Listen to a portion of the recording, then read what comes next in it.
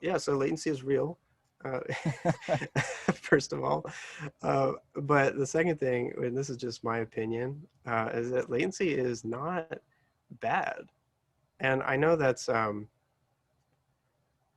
of counter a lot of companies' marketing and stuff. And even for users, they're like, wait a second, I want to be able to play this complicated thing through my computer and feel like it's an acoustic instrument. That's a great, theoretical idea.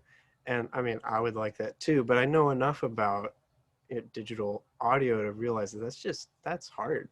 That's so I take a pretty open-handed approach with it and actually embrace the latency.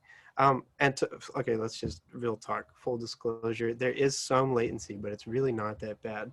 I think you could hear it on this song because I have an acoustic snare drum down here and I'm triggering some sounds. Let's just pull this up. So this is the plugin again. And I don't think I actually did it when I played this song, ironically, but I think it's here, or maybe it was where is it? I guess it's just the center.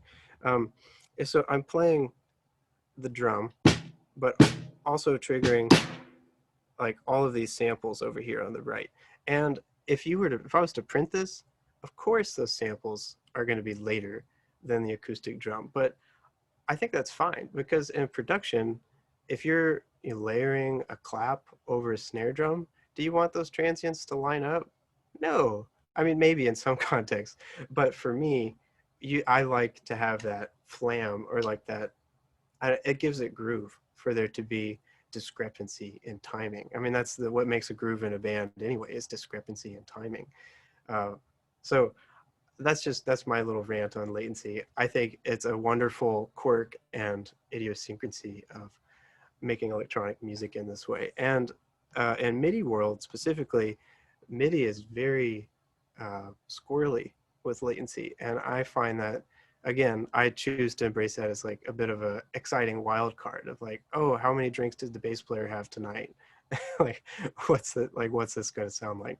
But that makes it fun to play in a band to have for it to not be the same every time. With the sample and hold devices, specifically, let's see if I did it, if I was a good programmer on these sequences.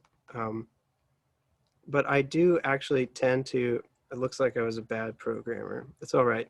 But I often will actually put this note just slightly ahead. And it's not a big deal. It's pretty easy to do that. Or you could even just push this first one a little bit and then like change the start time just a tiny bit like that. So that way that new pitch information gets in right before the downbeat. So anyway, okay. So aside from all of that, the latency with sensory percussion is ridiculous. Like ridiculously good. It's way faster than any other trigger that I've used, and I mean, this is a pretty involved Ableton session I have going on here. So there's a lot of stuff happening in sensory. And I mean, I pulled up some of these chains that are really quite big, and my computer can handle it as long as I'm smart about it. So it's totally doable. But yeah, it is a little bit different than just like, recording a drum set with 10 mics or something.